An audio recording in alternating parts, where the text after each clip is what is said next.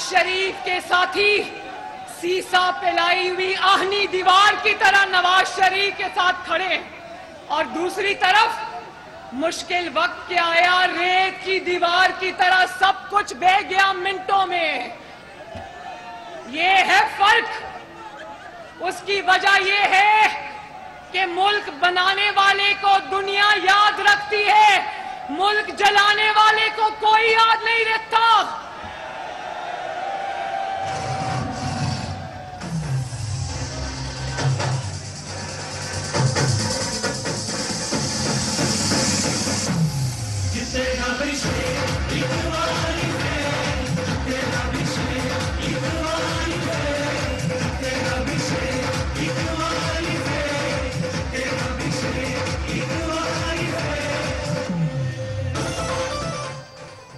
पाकिस्तानी बहनों और भाइयों, कौमों के ऊपर मुश्किल वक्त आते हैं, और मुश्किल वक्त में जो आपकी क़यादत होती है, आपका जो लीडर होता है, वो आपको लीड करता है, आपको हौसला देता है, आपको आगे बढ़ाता है, आपके सामने ढाल बनकर खड़ा होता है, कौम के सामने ढाल बनकर खड़ा होता है, कौम के सामने दीवार बनकर खड़ा होता है, लोहे के असाब का मालिक होता है। A leader leads from the front। और मैं अब सोचती हूं कि अगर 28 मई 1998 के वक्त कोई बुज़दिल पाकिस्तान की क़यादत कर रहा होता, कोई गीदड़ पाकिस्तान की क़यादत कर रहा होता, तो उधर भारत धमाके कर रहा होता, इधर हमारा जो लीडर होता अगर गीदड़ होता तो मुंह पर कूड़े वाली बाल्टी डालकर छुप जाता।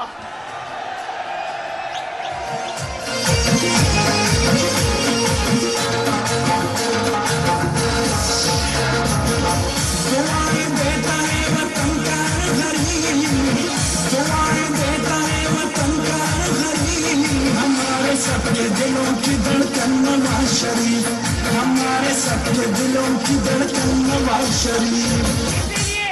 इसीलिए कहते हैं कि बहादुर कौमों की क़यादत बहादुर लीडरशिप करती है।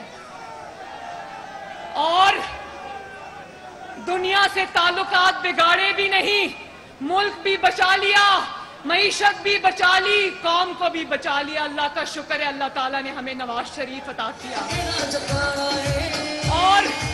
और वो लोग जो पहले क्लिंटन नवाज शरीफ को कहता था धमाके ना करो, 5 अरब डॉलर दे रहा था, नवाज शरीफ ने कहा कि मुझे पैसों की लालच नहीं, अपने डॉलर्स जो है वो अपने पास रखो, मैं अपनी कौम से वफा करूंगा, अपनी मिट्टी से वफा करूंगा।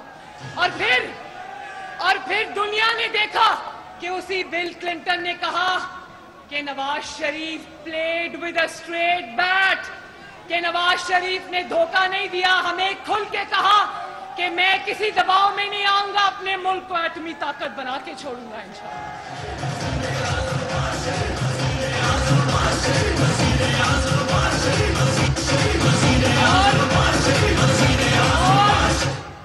इसको कहते हैं एब्सोल्युटली नॉट। और दूसरी तरफ देखो, कौम पे इम्तिहान नहीं आया, मुल्क पर इम्तिहान नहीं आया। दूसरी तरफ गीदड़ को देखो, अपने ऊपर इम्तिहान आया तो अमेरिका के पांव पकड़ लिए, उसके सेनेटर को कॉल करके कहता है अल्लाह का वास्ता है, आपको वास्ता है, एक बयान दे दो, क्योंकि अमेरिका जब बयान देता है तो पाकिस्तान में हलचल मच जाती है। कोई और नहीं बस तकदीर का धारा में,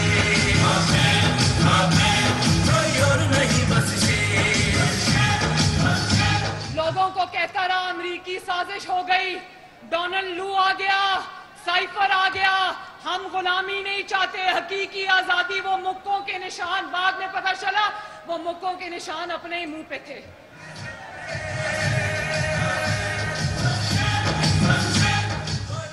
ये जरा बार बार गाना भी ना लगाएं, थोड़ी थोड़ी देर बाद तराना लगाएं प्लीज। ये होता है क़यादत का फर्क। क़यादत का फर्क देखना है तो 28 मई 1998 को देखो, और फिर 9 मई 2023 को देखो, आपको क़यादत का फर्क खुद ब खुद नजर आ जाएगा। या जो आप लोगों में से कुछ तो शायद 98 के बाद पैदा हुए और जो 98 से पहले पैदा हुए थे वो जानते हैं, जिस दिन पाकिस्तान एटमी कुव्वत बना था उसमें पाकिस्तान के तूलो अर्ज पर हर शहरी ने शुक्र का इजहार किया था, मिठाइयां खिलाई थी पूरी दुनिया में। पाकिस्तानी जहां जहां भी थे, सब पाकिस्तानियों का सर फख्र से बुलंद हो गया था ना? हाथ उठाकर बताओ।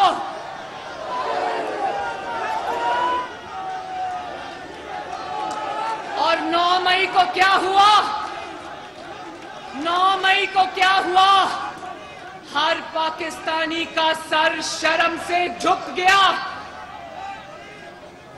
9 मई को हर पाकिस्तानी का सर शर्म से झुक गया। पाकिस्तान ने 9 मई 2023 को वो मनाजिर देखे कि जो मनाजिर हम सिर्फ अफगानिस्तान में और दहशतगर्दी जरा मुल्कों में देखा करते थे। बोलो शेम। दफाई इलामतों को, दफाई बिल्डिंग्स को जला दिया गया, शुहदा की यादगारों को जला दिया गया, शुहदा की कब्रों को उधेड़ के रख दिया गया। वो जो तोपें दुश्मन पर इस्तेमाल हुई थी उनको दरिया में फेंक दिया गया। और जिन तैयारों ने दुश्मन के तैयारे मार गिराए थे उन तैयारों को आग लगा दी। सोचो कोई पाकिस्तानी कभी ऐसा कर सकता है?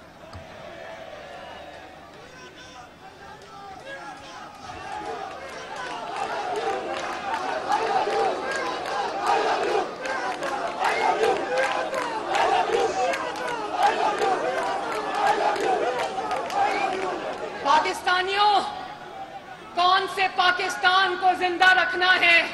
कौन सी तस्वीर को जिंदा रखना है? 28 मई 98 या 9 मई 2023? किसको जिंदा रखना चाहते हो? किसको जिंदा रखना चाहते हो? और फिर कहते हो आज मैं इस फितने का नाम नहीं लेना चाहती थी। पाकिस्तान में 28 मई यौम तकबीर को खड़े होकर इस फितने का नाम लेना भी पाकिस्तान की तौहीन है। मगर अब कहता है कि हम पर दहशतगर्दी के मुकदमे क्यों बन रहे हैं?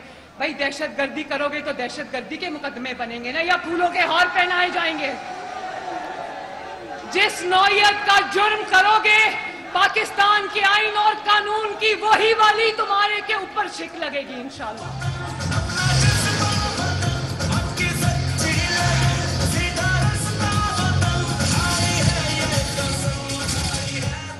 मुहज़्ज़िब मुल्कों की तुम मिसालें देते हो। अभी कल मैं पढ़ रही थी जब ट्रंप के हामियों ने हमला किया तो नैन्सी पेलोसी के ऑफिस के अंदर वो एक शख्स ने कुर्सी पे खड़े होकर सिर्फ तस्वीर बनाई थी, उसको कल 18 साल कैद अमेरिका ने सुना दी। और यहां पर तो सब कुछ जला दिया गया, दहशतगर्दों के हाथों सब कुछ यरगमाल बन गया, तखरीबकारी हो गई। और पूछते हो कि दहशतगर्दी के मुकदमे क्यों बना रहे हो हम पर?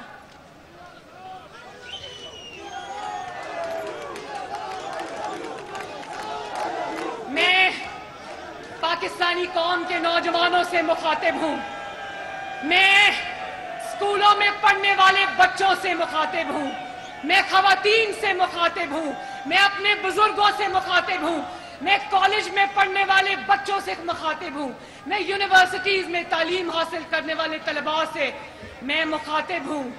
और मैं पूछना चाहती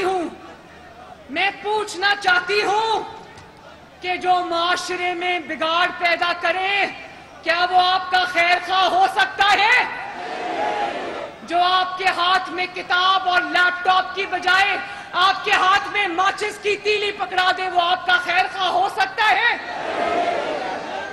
जो आपके हाथों में पेट्रोल बॉम्ब पकड़ा दे क्या वो आपका खैर ख्वाह हो सकता है? क्या जो ज़मान पाक के बंकर में छुप के बैठा हो और कौम को रुलने के लिए दहशतगर्दी की अदालतों में छोड़ दे वो आपका खैर ख्वाह हो सकता है? और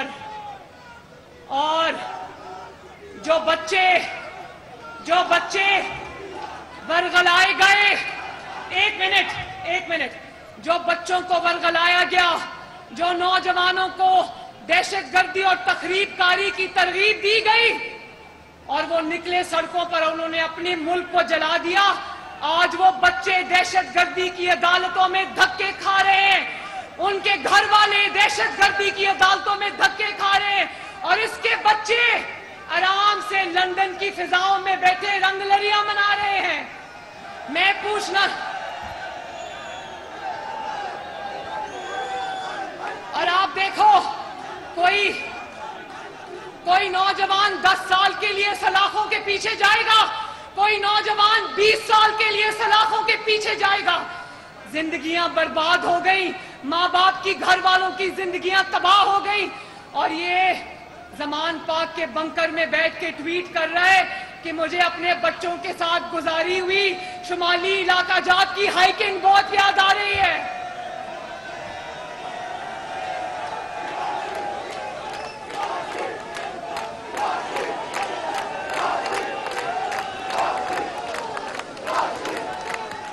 मेरे पाकिस्तानियों, जो आपकी रगों में बारूद भरे, जो आपके दिमागों और जहनों में बारूद भरे, वो आपका हमदर्द कभी नहीं हो सकता। वो दुश्मन का लॉन्च करदा फितना तो जरूर हो सकता है, पाकिस्तानी नहीं हो सकता। और आखिर में जरा नवाज शरीफ साहब ने आपसे 2 मिनट बात करनी, उनका पैगाम ध्यान से सुनना। चलाओ जीशान, आपके लिए और कौम के लिए नवाज शरीफ साहब ने मैसेज भेजा है, सुनना। बिस्मिल्लाहिर्रहमानिर्रहीम। आराम से। अस्सलाम वालेकुम मुअज़्ज़िज़ ख़वातीन व हज़रात। मैं यौम तकबीर के मौके पर आप सबको और तमाम अहले वतन को मुबारकबाद पेश करना चाहता हूं। आज तो सिल्वर जुबली है, 25 साल हो गए हैं, और आज से 25 साल पहले हमें अपनी तारीख की बहुत बड़ी आजमाइश का सामना था। एक तरफ दिफाए वतन के तकाजे थे, जिम्मेदारियां थीं, और दूसरी तरफ अरबों डॉलरों की पेशकश। एक तरफ पाकिस्तान के अवाम की उमंगें थीं, ख्वाहिशात थीं, तमन्नाएं थीं,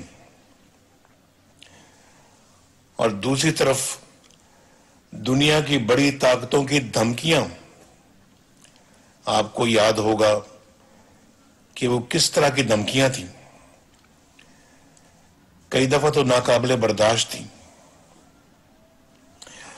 और एक तरफ तो पाकिस्तान के वकार का मामला था, और दूसरी तरफ मुश्किलात का डर, खौफ।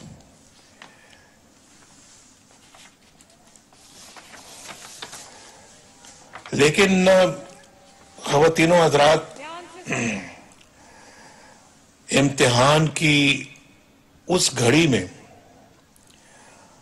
अल्लाह ने हमारा हाथ पकड़ा और हमें हौसला दिया,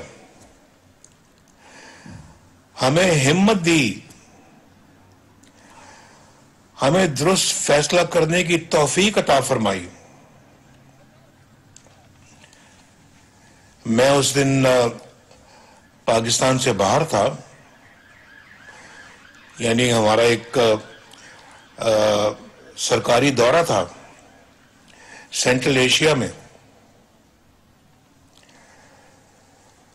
लेकिन उसी वक्त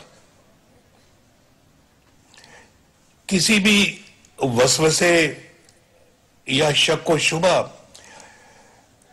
या अंदेशे के बगैर मैंने मुतल्लिका अफराद को हदायत जारी की कि एटमी धमाकों की तैयारी शुरू कर दी जाए। वहीं से टेलीफोन किया मैंने। जैसे पता लगा कि हिंदुस्तान ने एटमी धमाके किए हैं, मैंने फौरन वहीं से पाकिस्तान सुबह सुबह फोन करके कहा कि इसकी एटमी धमाकों की तैयारी शुरू कर दी जाए। ये बातें ख़वातीन और हज़रात अब तारीख का हिस्सा बन चुकी हैं कि हम पर कैसे कैसे दबाव डाले गए और कैसी कैसी पेशकशें की गई, लेकिन हमेशा जिंदा रहने वाली हकीकत यह है कि अल्लाह ताला के फजलो करम से आज के दिन पाकिस्तान दुनिया की 7वीं एटमी ताकत बनकर उभरा। ये है हमेशा इंशाअल्लाह जिंदा रहने वाली हकीकत।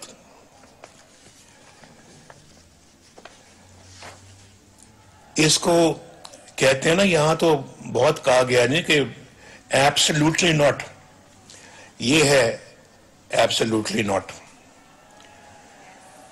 मुअज़्ज़ज़ ख़वातीन व हज़रात, हम किसी के खिलाफ जारहाना अज़ाइम नहीं रखते, लेकिन किसी को यह भी इजाजत नहीं दे सकते कि वो हमारी तरफ मैली आंख से देखे।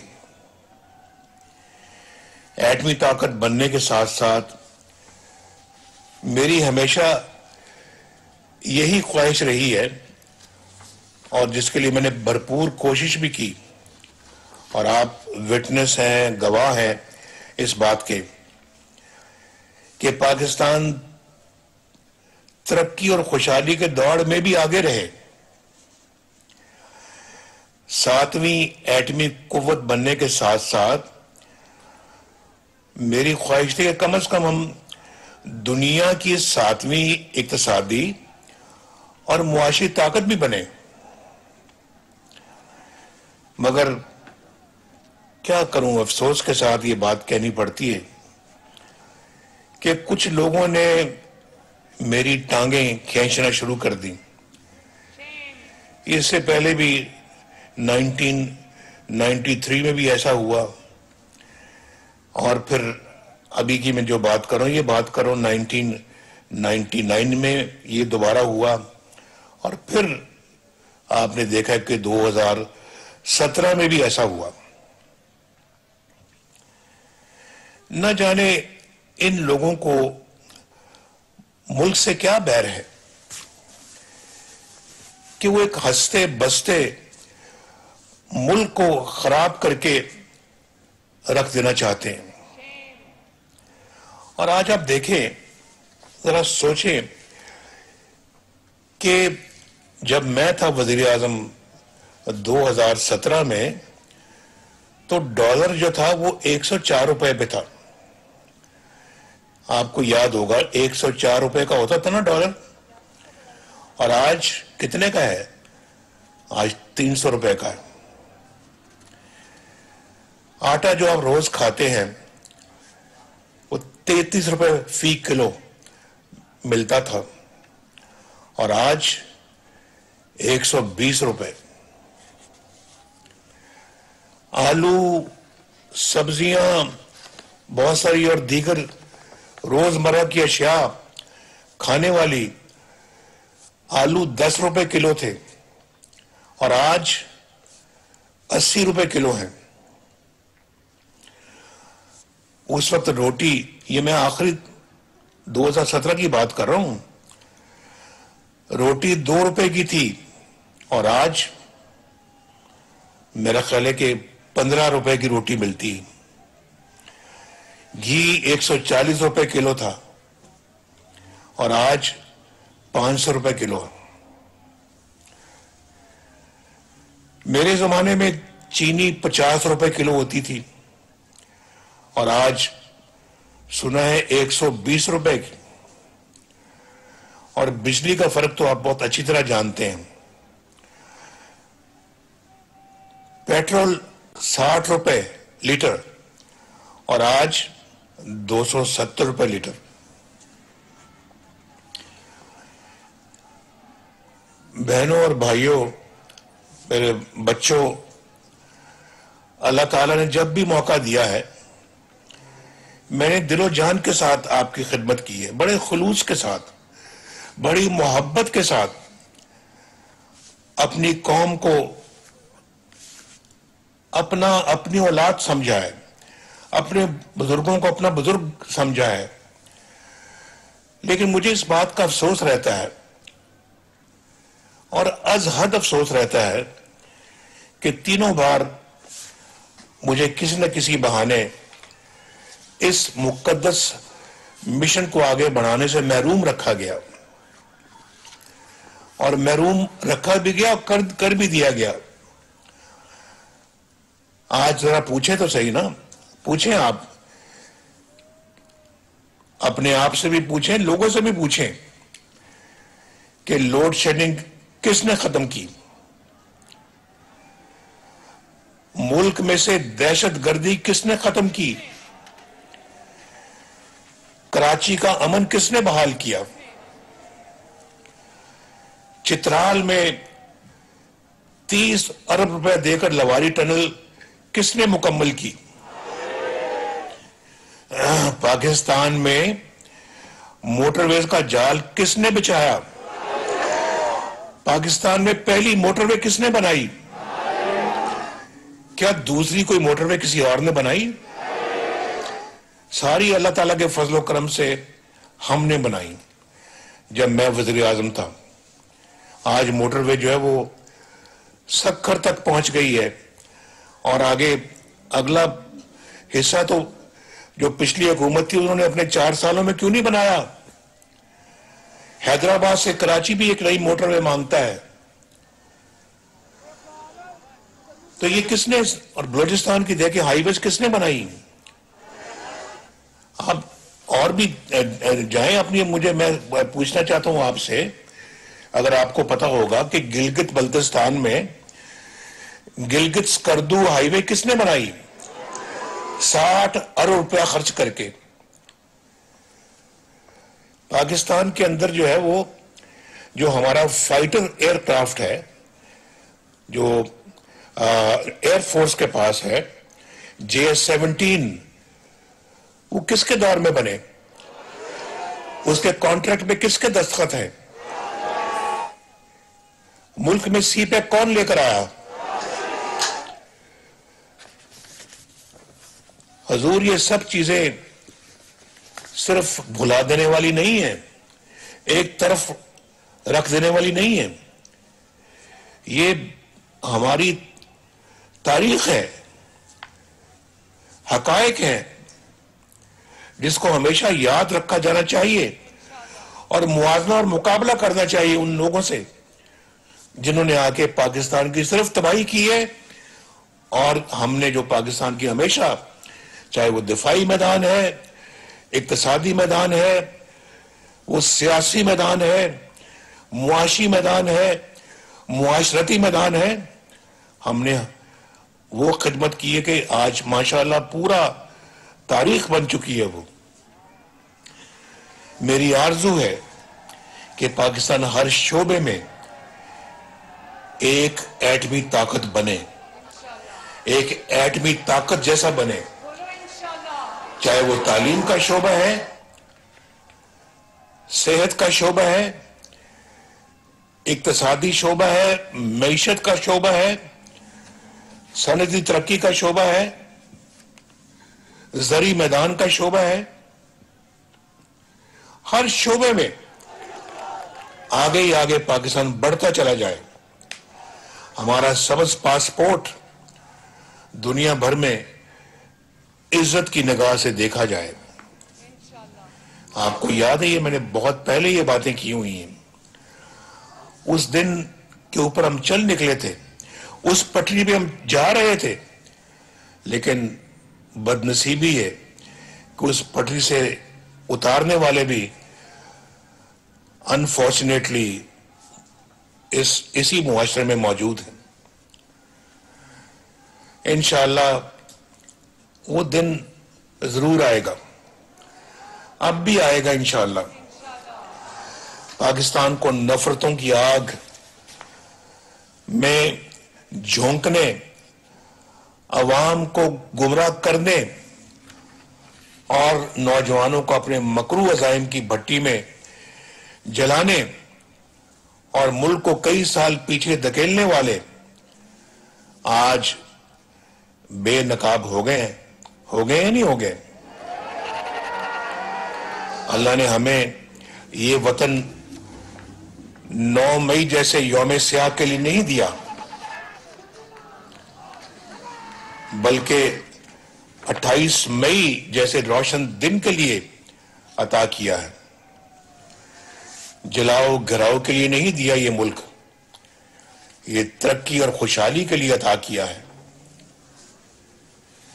9 मई और 28 मई 2 अलामतें हैं, अलग अलग अलामतें हैं और हमेशा रहेंगी, तारीख का हिस्सा बन गई है। ये एक तबाही और बर्बादी की अलामत है और दूसरी तरक्की, खुशहाली, फख्र और नाकाबिले तस्खीर दफा की अलामत है। मुझे यकीन है मेरे भाइयों बहनों और बच्चों कि पाकिस्तान का बच्चा बच्चा 9 मई से नफरत और 28 मई से मोहब्बत करता रहेगा। यौम तकबीर जिंदाबाद, पाकिस्तान जिंदाबाद। बिस्मिल्लाहिर्रहमानिर्रहीम।